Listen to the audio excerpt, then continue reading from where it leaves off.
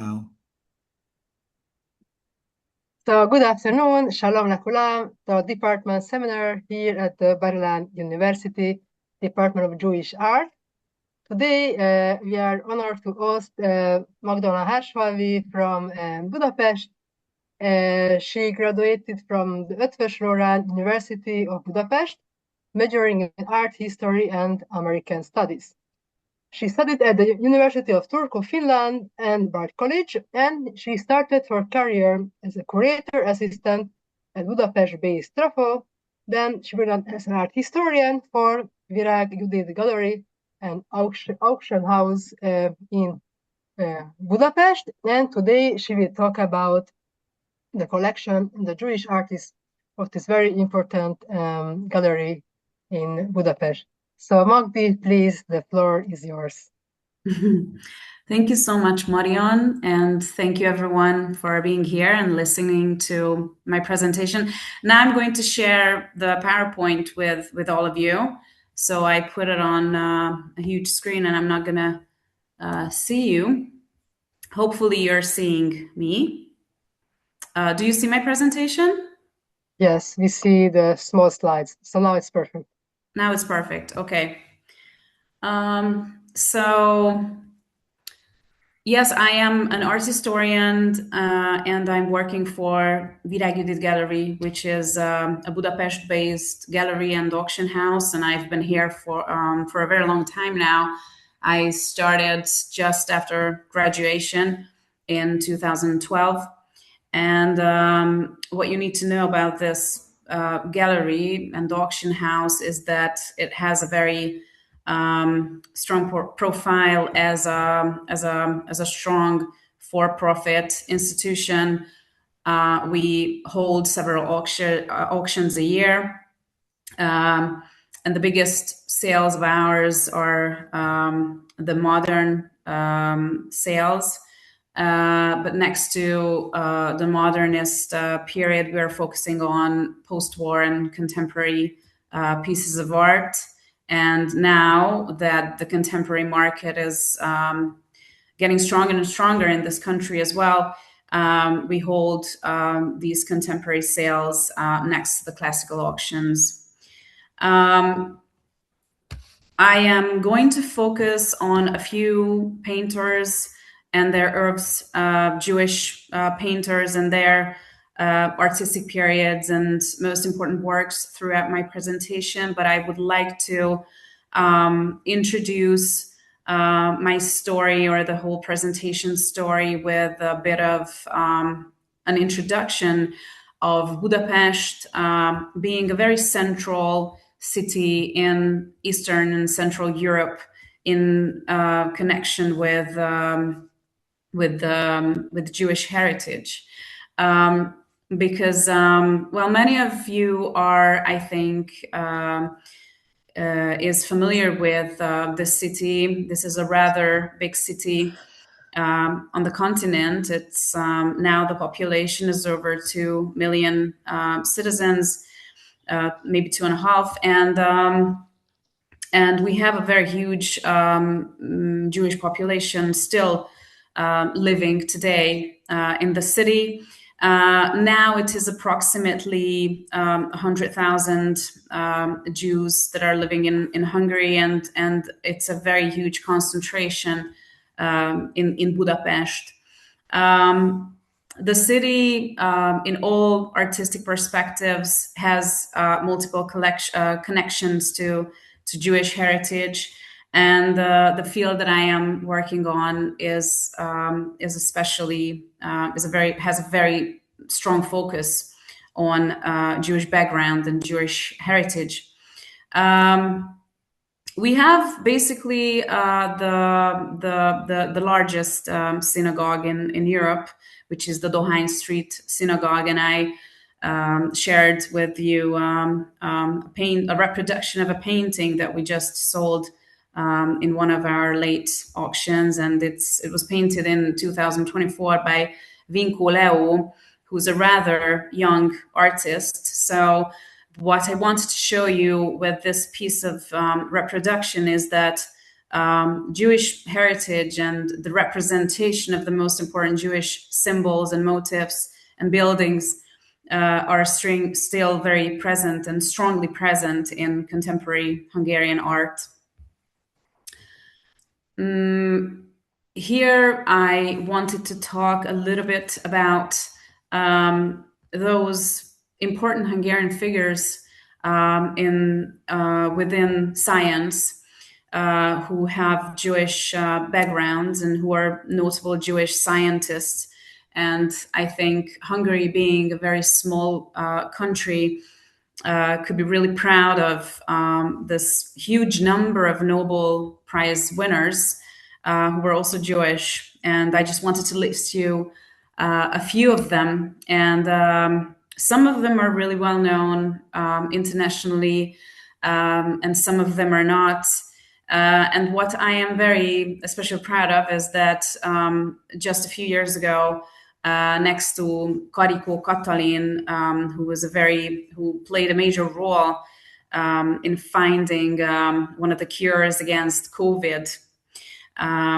We had Ferenc Krausz, a Jewish physician who won the Nobel Prize in 2023. And when I was back in high school, we were really happy for Kertész Imre, who won the Nobel Prize in literature in 2002. So what I wanted to highlight is that Hungarian intellectual life had a very profound global impact in the 20th century. And modern art and modern science developed side by side. And they are still developing, and there's an ongoing process and development on the field of arts as well. I wanted to show you a bit of our everyday life and a part of the street where I'm working, and the facade of our gallery. And introduce you a bit further to Virág Judit Gallery and what we do. We are in this very nice little street called Falk Miksa Street in Budapest, in the 5th district of the city. It's a very central location. It's a very nice street. And it's usually known as the Gallery Street of Budapest. There are many antiquities and many galleries next to each other. And this gallery was not as huge as it is today. We are working on a very, very on 3 levels now, and the grounds are more than 1,000 square meters. So we are pretty huge now. We are basically almost like a museum space. With a very special lighting. We have dark rooms like the French Musée d'Orsay, and we present artworks in a very unique way, in a very professional way, in my opinion. And we are, I believe, a very important center of Hungarian modern art. We are one of the leading players on the market. Our counterpart is Kizaba Gallery, and we are both focusing on Hungarian classical and modern art, first and foremost, as I mentioned you before. The time period spans from 1850 until today, basically, and our main focus is on the 20s, 1920s and 30s. So the pre-war period, but there's a huge trend now that the post-war period is getting more and more popular today. Hungary has always been a bit behind the international art market, and in lots of spheres of life, we are a bit behind the international trends and the Western European trends. But now we are experiencing a paradigm shift, basically, with the prices. The prices are higher and higher when it comes to contemporary art and when it comes to post-war art. So our profile shifts accordingly. Though the main base of our work is Hungarian modernism, and we are constantly researching that field. And we try our best not only sell artworks, but do an art historical background. And this is basically our mission as well, to have non-profit exhibitions, to accept wide audiences in the gallery, have temporary exhibitions in between the huge sales that are free of charge, and we accept school groups on a regular basis. So this is basically a non-profit and for-profit activity in parallel.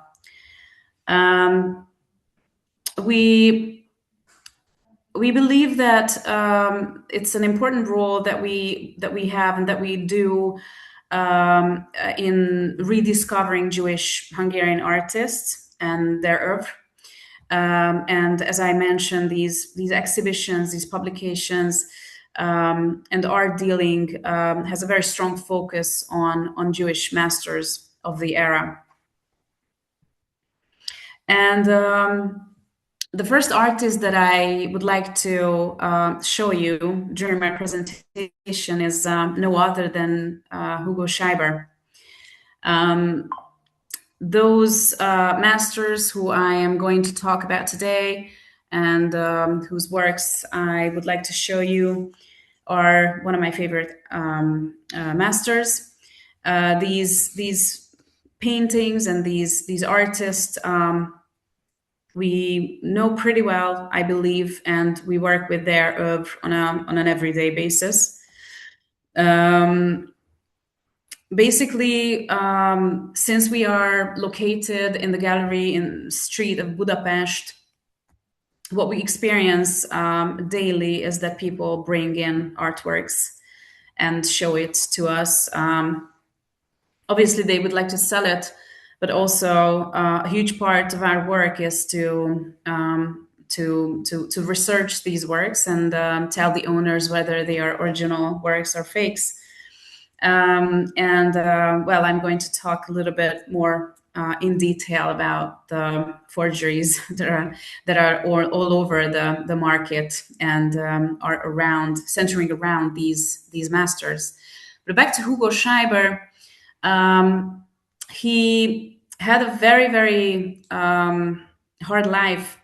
Basically, what we can tell about Scheiber in a nutshell is that he had a very typical life of an artist.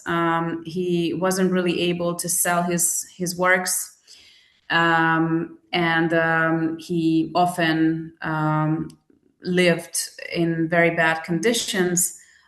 He was creating works of art for even just a meal, for dinners, for a coffee, for a glass of beer.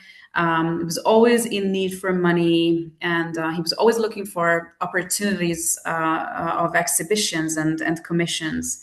He was a really, really huge master of drawing. He was working really fast.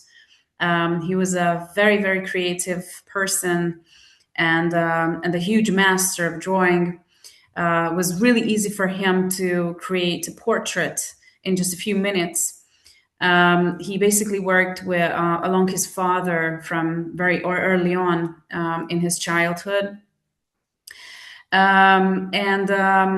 Basically Scheiber, we think that Scheiber is the par excellence of an urban master. He lived in an era where life became really, really fast and huge cities appeared at the beginning of the 20th centuries. Budapest became this metropolis with fast cars and trams and trains and lights, and life just fastened in every sense and in every sphere. And he was the expressive urban painter of these scenes. He was in love with the bohemian side of Budapest. He was very unpopular, though. He was a very, very good master, but no one really believed in him, and he couldn't really live off of his artistry. Until a point where he was basically discovered by the Berlin-based Der Sturm gallery owner Herbert Walden, whose name is really, really important to note when it comes to 20th century modernism, and especially expressionism, the German expressionism in Berlin and in Vienna. He not only had a gallery called Der Sturm, but also a magazine of the same name. And he dedicated his life and these institutions to give a bit of insight into international artists' lives and oeuvres. And he made space for these masters to be able to exhibit. He really liked the works of Scheiber. He really felt that these works are new and fresh and tell about our lives. He invited Scheiber to work for him and to exhibit in the Der Sturm spaces. He basically was the connection for Scheiber to an international scene and to those really, really huge international masters who we all know today, such as Kandinsky or Paul Klee. They were working next to each other and exhibiting next to each other. And this is a huge irony that unfortunately Hungarians always face. And even today we face with the same problems. And that is that we do not give enough attention to our masters. And in many, many occasions, what happens, and it already happened at the beginning of the 20th century, like in the case of Scheiber, is that we have someone really talented. We have someone who's working in Budapest, in Hungary, and doesn't have the opportunities, is always in need. His or her artistry is not enough for a lot of places, and they are not able to gain success. Therefore, they look for any other opportunities abroad, and when they go to abroad, they become very, very successful. There are many explanations that we can grab and have for the masters of the beginning of the 20th century, but ironically, it's still happening today. So what we need to learn from this, in my opinion, is try and hold the very talented masters of this country back and give them a little bit more opportunity. So what happened with Scheiber is that he wasn't successful back in his hometown, back in Hungary. He went to Berlin first, became a huge success, basically an overnight success, thanks to the Sturm Gallery and Herbert Walden. And then he also had opportunities to go to overseas, to New York, to America. Ironically, him being Jewish was very closely associated with Italian futurists because of his style. As you can see, the artworks that he created. Obviously, these movements are really, really, really closely associated with the futurist styles as well. So he was a very popular figure within the futurist groups as well. So he was neglected and sidelined after the war, but he regained popularity after his death, unfortunately. Today, he's one of our best-selling artists. He has this freshness and visual appeal that we find on the works. And basically what happened is that just a few decades ago, antiquities that are still existing in Falkmix Street today, they were selling these works for really, really small amounts of money.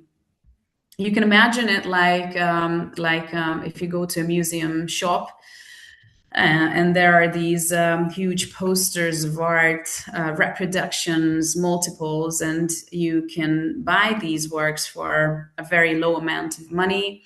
Their only purpose and their sole purpose is to decorate interiors. And this is what happened with Scheiber. He was a very good-looking master, so the works were really popular, but only on the international art market. So art dealers back in the 70s and 80s bought huge amounts of Scheiber works, brought it outside of the country, sold it, and then decades later, the Hungarian art market awakened from this huge, long dream. And now collectors are really looking after the works by Scheiber. Now his works are really frequently featured on our sales. We have a very strong Jewish collector base who are really much interested in those works that have to do with the religion and religious motives. When there is a rabbi depicted or any holiday depicted, those works are usually really popular, and we are very positive that we can sell these artworks.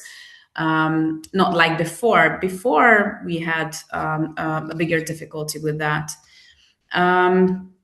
I just wanted to show you a few examples of the prices that Scheiber achieved. On the left side, on my left side, you see a piece titled as the Sturmball, and I just wanted to show you that this title is obviously not a coincidence. He was painting Sturm, basically in the spirit of Sturm and in the spirit of modernist Berlin. And these works are hugely successful works. And the garden and restaurant that is on the right side was sold by the Kiesawa Gallery, and it is now the auction record of Hugo Scheiber.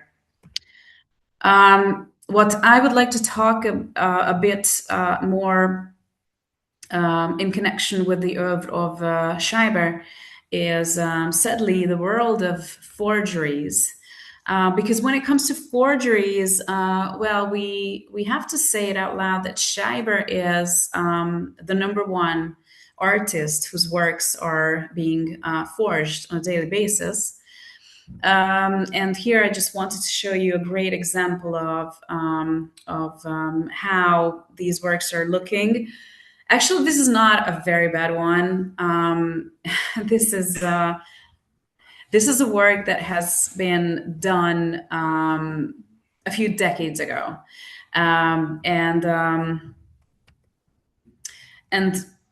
just to show you, just to understand a bit how the forgeries are working, and I'm going to show you later on the next slide more examples of these. I wanted to talk about just in not hugely in details how these works are made. So what we have the biggest difficulty with are the later copies, the contemporary copies of the works. It's usually really difficult to tell when a contemporary fake or a contemporary forgery arrives in the gallery space, because they are usually very well done. They are done with those materials that Scheiber himself worked with at the beginning of the 20th century. and these forgeries are created on bases that were used in these years. So the materials are, we can say, original materials, old paints and old bases. So when it comes to the observation by machines, by the technology, that is a very objective thing, and you put these works under the machines and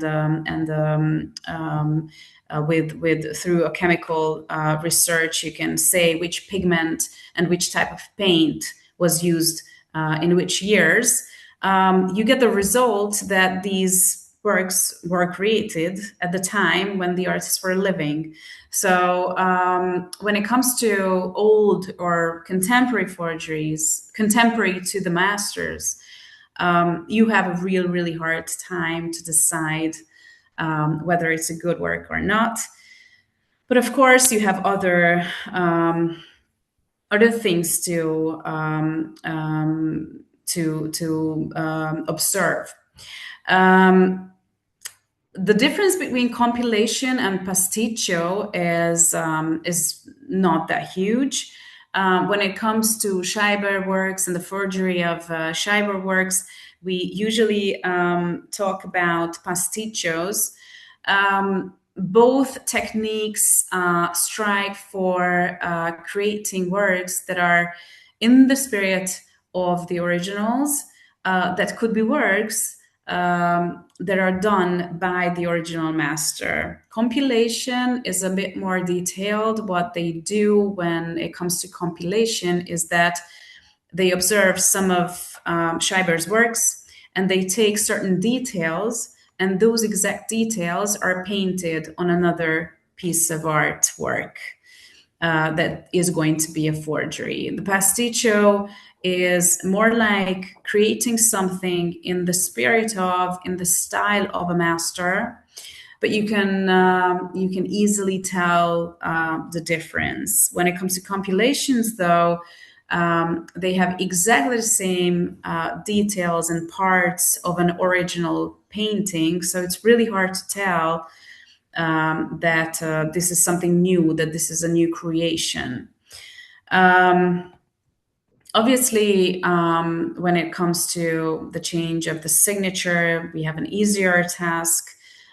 When it comes to the creation of a whole new oeuvre, it's a very exciting thing to discover and to study. Here are a few examples of Scheiber and Kádár forgeries. The top 3 paintings are all forgeries of Scheiber, and these works, in most cases, are really easy to tell, and you feel that they are not really well done. They are mimicking the style of Scheiber, but not only the signature, not only the composition, the color usage, the material usage, but the composition, everything is bad. Sometimes, though, we still have problematic works that we really need to think about for days and weeks to have a certain position about. New forgeries are really easy to tell. Old forgeries are a bit more difficult.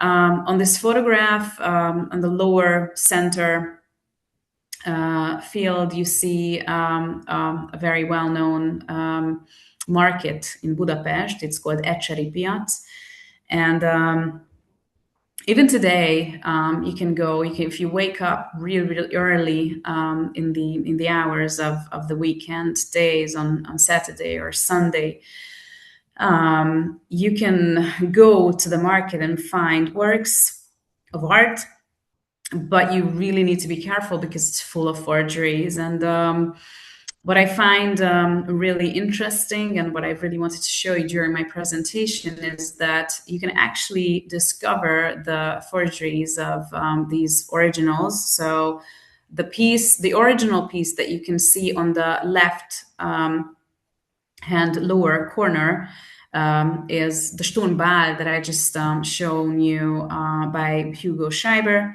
And on the photograph, you can see it in the center from the left. That is obviously the forged version of it. And in the lower right corner, I am showing you another piece by another Jewish artist, and his name is Béla Kádár, and I'm going to talk a bit more in detail about him. Just before I do that, you can see that there is a forged work of the same, or pretty much the same composition in the style of Kádár on this photograph as well. Well, these forgeries obviously are really low quality, so it's more like a joke. Luckily it's a funny thing. It's a funny story when it comes to these pieces. But we have a really hard time dealing with these works on a daily basis. And now I am going to talk a bit more about Béla Kádár, who was contemporary of Hugo Scheiber. They knew each other, and they were both the highly recognized and popular masters of their Sturm. And basically, what I told you about Scheiber is also true for Kádár. He had a really hard time making a living as an artist. He was living under very bad conditions, really difficult housing conditions. And he was also a very lucky master that was invited by Hervart Walden. Lucky for them, Hervart Walden and also American art dealers, curators, and art historians were traveling around Europe, not just Western Europe and most important artistic scenes of the era, but they came to Eastern Europe and visited the Budapest galleries and the Budapest art scene. And luckily, these artists were having some of their works shown, or they could somehow see some of their works. Therefore, they got invited to abroad, to different galleries, to different spaces to exhibit their works. And this is a very important moment because as contemporary auction houses and galleries who are focusing on this era and on these masters, we need to know and we need to understand how a very huge number of artworks went abroad and why they are resurfacing today. Now, obviously, this is a very logical path, and we know how things work. But we not only need to know the history of the 20th century, the history of Eastern Europe and Europe of the 20th century, and how huge numbers and thousands and millions of people were exiled and killed during the Holocaust, and they had to flee their home countries and make a living in another country, and not just work there, but also sell their works. Exhibit their works and gain a name for themselves. And they were setting up new lives in different countries. And when you set up a new life and you are an artist and you create constantly, then you make a living as an artist and you sell your works. And what happens is that now, as we go further and further along in time, due to the online presence and due to internet, many descendants of the original families who got to know these painters or who acquired these works, their families and the newer and newer generations are starting to be interested in those works that are hanging on the walls of their grandparents and their relatives. And it's really easy nowadays to find out what those artworks are. You can actually, and especially in the case of Kádár and Scheiber, maybe more like in the case of Kádár, because as you can see on the painting, he he wrote, he signed his name with huge capital letters. So it's easy to read out, and it's easy to look it up on the internet. And then they find prices for these artworks, and it's really easy to trace back the original hometowns and the original countries of these artists. And well, these artworks are getting back home. They are coming back home, ironically. But back to Kádár Béla, he has a very, very, very unique style. He is a sort of a melancholic, magical person of the modernism, with his fairy tale towns, with his colorful, picturesque villages and colorful cityscapes. He's sort of like a Chagall figure, Hungarian Chagall, so to say. And we're going to have another master who's also very similar to Chagall, or Chagall was an iconic figure for these artists. And as Hugo Schreiber, he was really well connected to both the Hungarian and European avant-garde movements. Wasn't very popular back in his home country, but since he became an essential part of international expressionism and modernism in Berlin, thanks to Der Sturm, he gained a much higher international recognition. We very frequently feature his works on our sales, and the reason why I wanted to show you Kádár and Schreiber next to their Jewish backgrounds is also the fact that basically on each and every sale of ours, we sell a couple of Schreiber and Kádár works, and they are extremely popular. And I think it's really easy to understand if you take a look at these pieces. They are really lovable, very colorful, really easy to read, and very easy to put on the international artistic map. So not only for a Hungarian person, but anyone in Europe and anyone around the world, in America, in Israel, in Australia, someone who is interested in modernist art and knows a little bit about the movements can easily read a picture like this. Here, I also just wanted to show you a few of the covers of Der Sturm magazine, which was really notable at the time, and Kádár was really frequently featured on the cover. And when it comes to these masters, and obviously in all other masters of the 20th century, we have many, many pieces that are still laying silence. We don't really know where they are.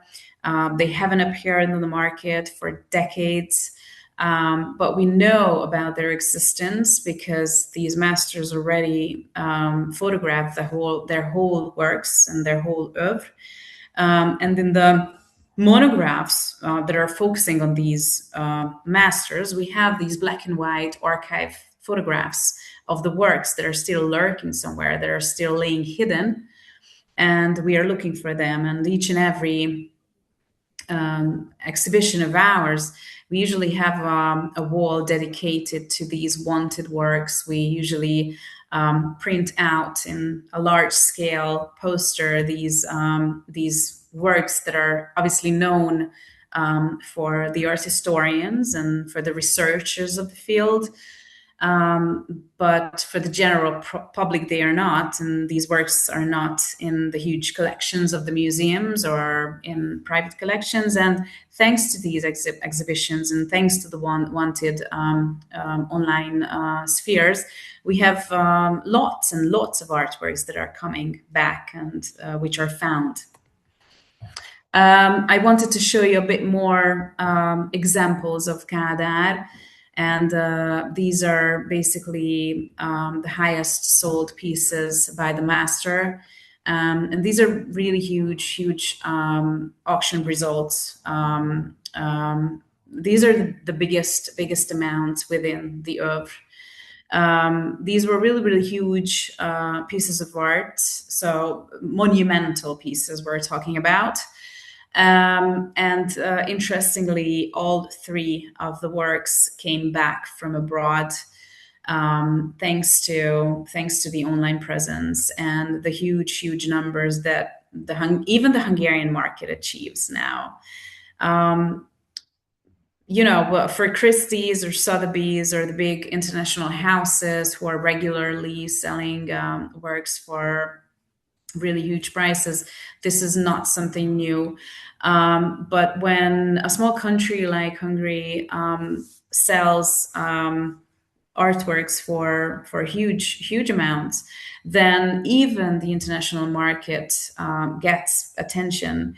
And this is when internet is really useful when it comes to online research, and when the newer generations, those people who have no longer any connections to Hungary, or they know that one of their family members were once connected to this country, or very usual, it's of course very frequent that they have a Jewish background. Then they understand that basically even today, and this is true everywhere we go, in each and every country all over the world, when it comes to art and artworks, the home country is basically the best place to sell that artwork. So when it comes to a Hungarian master, everyone can be sure that you can basically sell the best those artworks in the original country. The explanation is very easy because there the people understand the works. They have an emotional connection to it.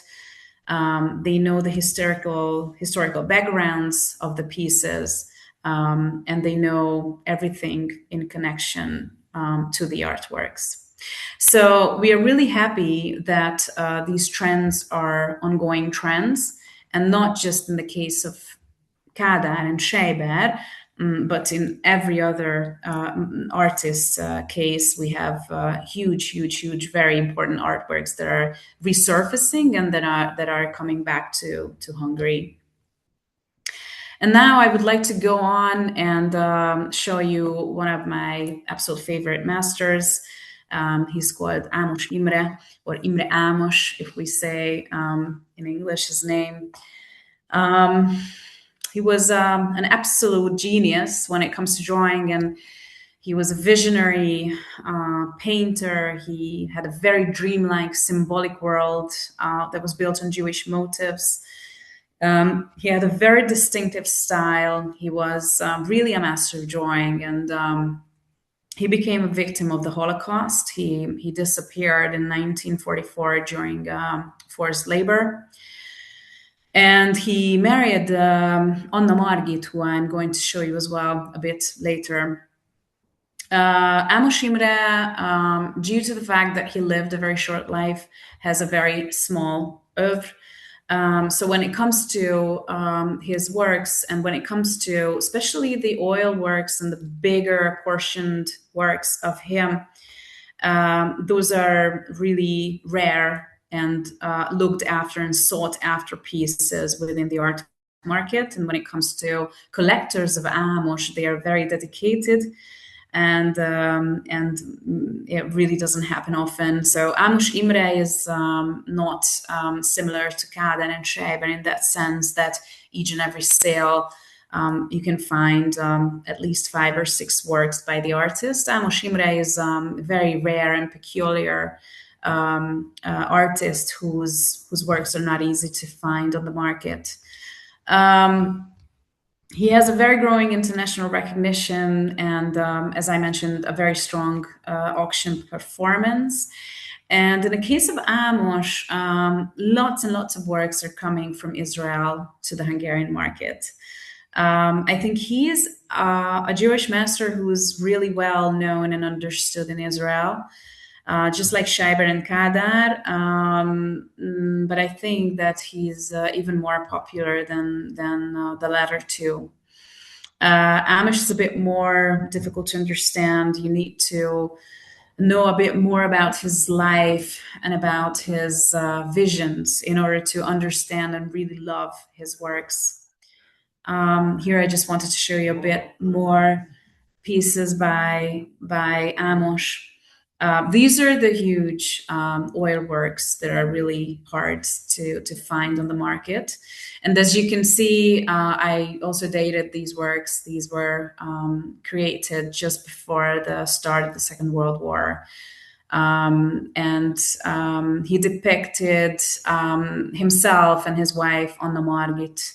And these works are always melancholic, and you can somehow feel that something dark is happening and something dark is going on, and that he has some sort of a vision that things will turn really, really bad. And now I would like to introduce and go a bit further on in my presentation, because I'm not going to have enough time to finish it up, with Anna Margit, Margit Anna, who was the wife of Amos Imre. And I wanted to show you this work on the right side, because this work, this double portrait, is by Anna Margit, although if I go back for a second, then I think it's really easy to see the huge influence Amos Imre had on Anna Margit. So the very beginning of her life, she was, I don't think that she had a unique personal style. She was really heavily influenced by her husband. They had a very loving relationship. They both came from Jewish backgrounds. They had a very traditional Jewish celebration and wedding, and they held the Jewish holidays. But as an artist, Anna Margit wasn't really going on her own path. Later on, though, she managed to find her unique voice, her own style. Just like her husband, she was very heavily influenced by Marc Chagall's lyrical surrealism, expression,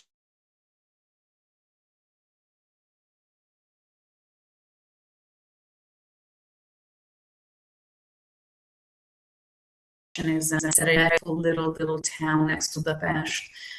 Basically, were living there, and they had a very unique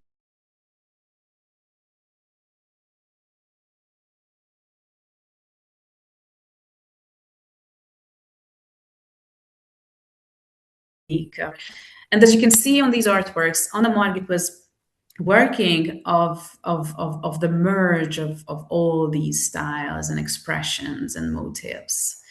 As I mentioned, the Jewish heritage appears very, very strongly in her oeuvre as well. And throughout the whole oeuvre, throughout her whole life, she was creating in the shadows of the Holocaust trauma, of losing her husband and going through the years of the Second World War. Now I would like to introduce you to Robert Berény Robert, who's ironically one of the best known painters, Hungarian painters of all time. He's not necessarily the most well known, but probably his work is the most seen artwork of all time by a Hungarian master, and I'm going to tell you why. This is an archive photograph of Berény himself, and on the right side you can see a montage of paintings, reproductions of paintings by the so-called 8 Hungarian avant-garde artist group. As it is usually the story when they started to work together and when they started to exhibit together in 1908 and 1911, they were really shocking the public. Their depictions and expressions were really strongly connected to the French art movements. They were heavily influenced by Matisse and the Fauve French masters, as you can see. But obviously the Hungarian public and the Hungarian rather conservative art scene was really not ready for these works. So they were not popular at all at the time of their appearance. And it is obviously understandable that these masters were trying to look for success abroad. So they went to Paris, they went to Berlin. And this is the same story in the case of Bering. He went to live in Berlin, but also, well, not necessarily in the case of Kaden and Schreiber, but he was more like forced to go to Berlin. He was forced to being exiled because he was part of the Commune in 1919. And he created artworks for the Commune. And we had that, we had that revolution in 1919. And as the Commune failed, he was obviously part of the failed group, so he had to flee the country. But this is much before the Second World War. Now I just want to tell you very quickly the story of Bering's most successful, most well-known artwork, which is called The Sleeping Woman, that you can see on the right side on this slide. Maybe you are familiar with this story, maybe you're not. If you're not, then I'm very happy that I'm able to tell you this. So basically what happened is there are many works by Bering Robert which are lost. The last known archive of this painting is from 1928. This painting was exhibited in Budapest in 1928, and then it disappeared on the market. It disappeared from the public, and no one knew what happened with it. Very probable that Bering, when he was living abroad, brought it with himself and kept it for himself, and then sold the piece. Basically what happens is that there is this very well-known, very great art historian called Gergely Barki in Hungary. And he was, during Christmas, he was watching television with his little girls back at home. He was really tired. As it usually is the case, the time of the holidays, the television program was full of children's movies. And what he discovered is by watching the Hollywood movie called Stuart Little. This is basically a story of a little talking mouse. Maybe some of you are familiar with it. He recognized a piece that was really familiar for him. As a researcher and as an art historian focusing on Hungarian modernism and specializing in Robert Bering's oeuvre, he couldn't believe his eyes because he discovered the piece in the living room within the movie set. And it was, as you can see it on the photograph, it was above the fireplace, and huge research started. He got to close to everyone at Sony Pictures, and finally arrived to a point where he could find the piece. And well, long story short, the piece arrived back to Hungary. And we were the lucky ones. We were the lucky auction house who could sell this artwork, and it gained, very huge success. It was sold for more than 220 euros, 20,000 euros, which was an absolute record price for Bering. But obviously, a great story has to be told in connection to even masterpieces like this. As you can see on these black and white photographs, there are so many artworks that are laying hidden still today. we are looking for them, we're searching for them, and I am very, very hopeful that someday we are going to find these works. I just wanted to conclude with these remarkable stories of remarkable Jewish masters of Hungary. As I mentioned you before, some of them had to leave the country in order to gain success and recognition, in order to become one of the best-selling Art Deco painters of our time, in order to be well known for their style, for their unique style, and in order to gain international and Hungarian success as well. We are constantly working on rediscovering new artists of the time and strengthen the Central European modernism. So we research the field and collect works of art. We are now having really, really successful auctions thanks to these researches and exhibitions.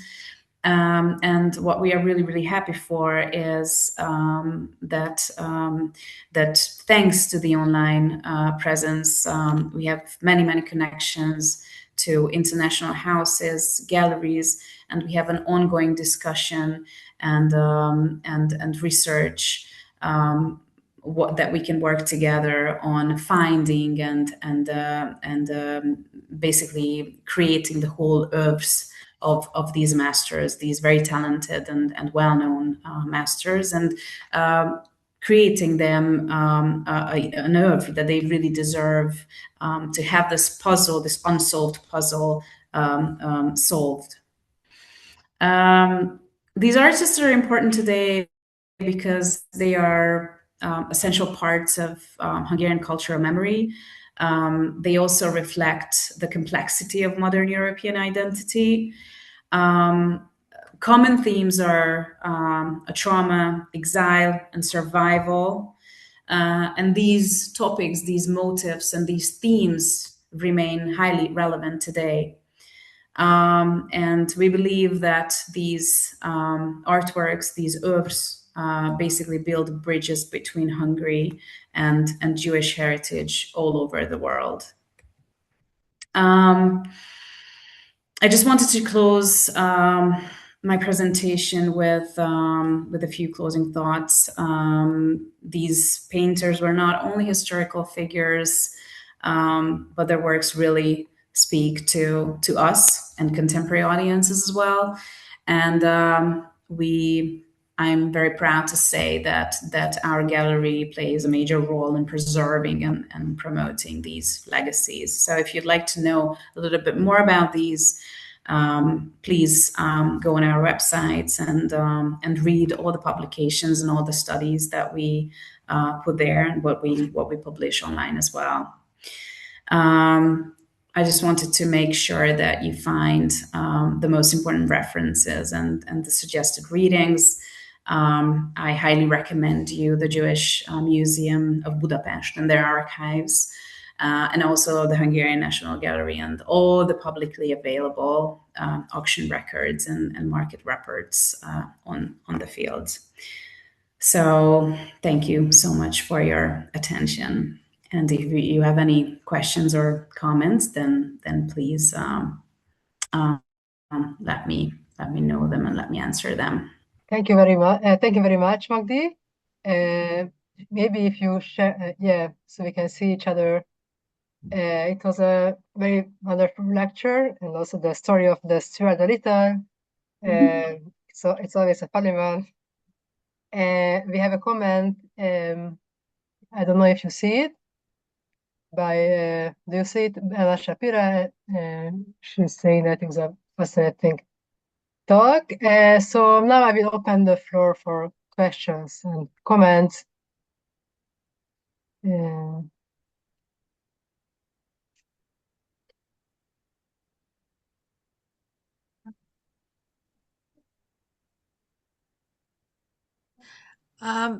So I have a question. We just published a book about the Viennese school in Berlin from 1900 to 1933, and you told us at least Schreiber and Kedar were in Berlin. Did you ever reflect about the influence? Of course, you mentioned a bit briefly about the influence of the Berlin modernism on the work, but did you ever reflect about the grouping in Berlin, if they built something together in the new city there, or is it a too art historical and less commercial question? How do you mean if they built together? It's like, because there is an exhibition. There was an exhibition in Berlin about the Hungarian artists, and many of them had the same networks that the Viennese had, with Herbert Walden and Cassirer, and also the publishing houses. Maholy Nagy is the most important because was celebrated there as part of the avant-garde. And I was wondering, I mean, because we found that there was a kind of an interdisciplinary grouping of the artists with the fine arts, the designers, the photographers, the Viennese that worked in Berlin. And I did make a comparison with the Budapest, with the Hungarians, but I didn't find more information about the Jewish aspect of the Hungarian school in Berlin. Well, did you ever consider like trying to do some work in Berlin, what was left there from the Hungarian artists, or?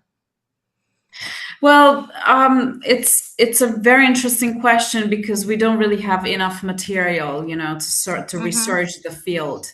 What we know is that Vienna, obviously next to Berlin, was a very central city for these masters, not only due to the fact that these cities are close to Budapest, but we also had like a very huge and strong community there, and it's connected to Kassák Lajos, who was a very, very important figure at the turn of the century. And he was basically like a prophet, father-like figure for these masters. And he was the one who went to exile first. And he was the one who were inviting these young Hungarian masters at the time. And basically, yes, as you say, the network is very similar. So these people were all connected. These were all very important hubs for the modernist artists. It was some sort of an exile, but as what we know as Hungarian arts historians is that we know of the exhibitions. In most cases, we know which works were exhibited, but unfortunately, in lack of archive photographs, in lack of exact list of paintings and artworks, in some cases we know only the titles of the works, but we don't know the measurements, we don't know the techniques. So it's really, really a tough and difficult work to find out what exactly, when, and in what amounts were exhibited at the time of each and every exhibition. But as you mentioned, this exhibition, we know about that. And we, as I shown you on one of my slides, we also had an exhibition focusing on Berlin and Budapest and all the networks, the artistic relations within the two cities. And this was this was our goal, to highlight the very important artistic reflections and bridges between the two cities, and why these artists went there, what they were doing, what they were creating. But I think what's really important to understand and see is that these masters were all human beings, and what they had to do there is live a good life. They were trying to succeed, to be happy, and to make a living, to make ends meet. So what was happening is that they were creating, but they were also selling their works at the same time. They were trying to meet collectors, and they could make a living basically only by selling their works. And this is the interesting case, that so many of their works are sold and are still abroad. Yeah. If there's no other question, I have one more question. There is a whole group of colleagues who worked on Central European modernism, and on the possibility of integrating it as part not only of a minor art that has been like what the British colleagues have defined Central European modernism as a minor art in relation to Kafka in Prague, and so as a kind of not part of the Matisse, Kirchner modernism. And there's an attempt now to bring more of attention to the different schools in different countries in a way that will not to broaden the canon of modern art, but rather to show the specificality, the specification of each group. And you said that it's important for you to bring the Hungarian arts, partly also because of the commercial element, back to Hungary to sell it there.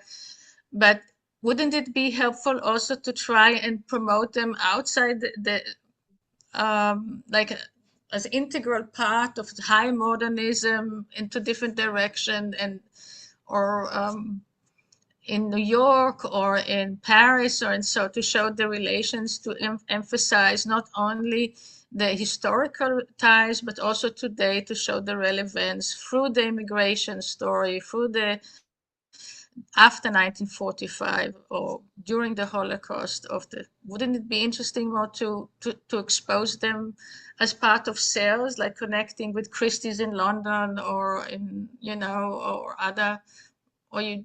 it's important for you to first to try and integrate the heritage as part of high culture in Hungary? Well, I'm not perfectly sure what you mean by that, but when it comes to important artworks that reappear on the market, or they just brought back to Hungary and they are shown to the general public and not necessarily for commercial purposes, then I think the first thing that art historians generally do is that they try to give an international background or the art historical background of the work, to try and educate everyone about the origins of that artwork, where it was created, when it was created, by who it was created, who it was influenced by, and which are the contemporary analogies of that particular piece. And I think there are many important exhibitions on the field that are focusing on these relations. So, for example, what we are talking about now, the 1920s and 1930s German city focused artistic colonies, so the Viennese and the Berlin-based artistic colonies. I think there are many exhibitions that are focusing on these, with different titles, but yeah. I think this is a niche and fashionable theme nowadays, or it was actually in the last couple of years. That's why we also done a Budapest Berlin exhibition. But of course, as you say, it would be really meaningful to do something similar in New York, but it has all been done, not quite. Of course, we gain more and more knowledge, but we know, the Bauhaus, Walter Gropius, Moholy Nagy, and all the Hungarian masters were really essential part of the Bauhaus. Those themes are highlighted and presented each and every year, or in a couple of years. They gain popularity, and then they do a huge exhibition. They research the field, and they have new studies and new works and new written studies on it. And then we forget the themes for a few years again, and then a new exhibition appear on the field as well. But I really do believe, as you say, that communication is the base of everything, and I am very happy that thanks to the online presence and the internet, these networks and these communications are just much easier to do. You can see exhibitions online, actually, so you have the ability to be there, even if you're not there in real life and in real person.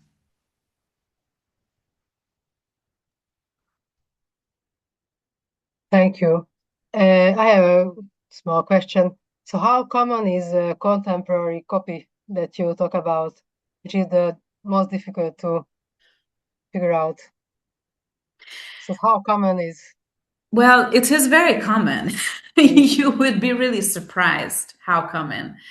How many percent of the copies or the forgeries in general are contemporary copies?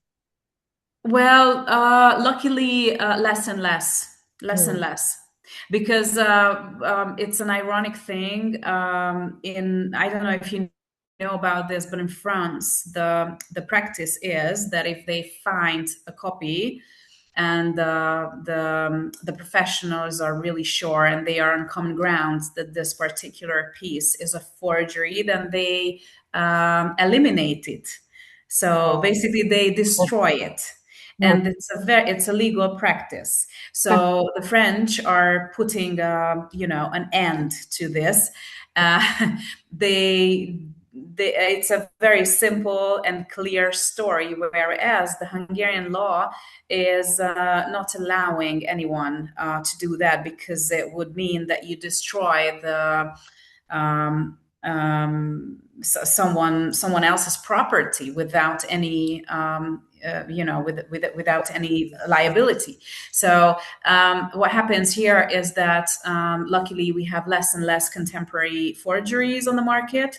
We still have a lot, but it's easy to understand. Every piece of art or every artwork or master who was slightly popular even at the time of his age or within his era, but especially after his death, they were forged. So when it comes to, and you don't have to talk about Picasso and Matisse and the Fauve masters or the Impressionists.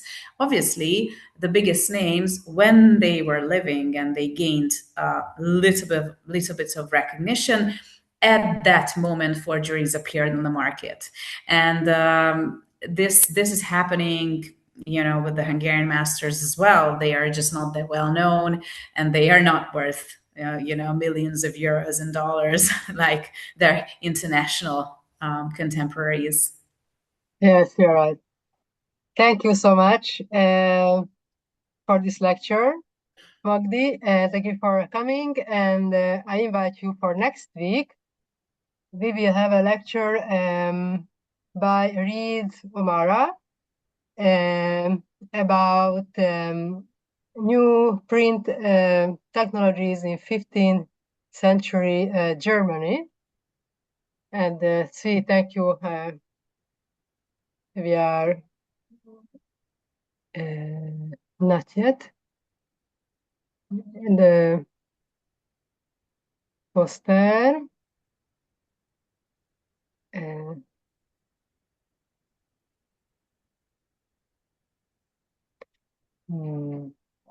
We don't see it, but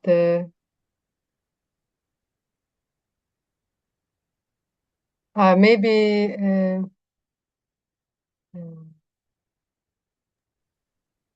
it was visible. Yes. Oh, okay. So maybe I just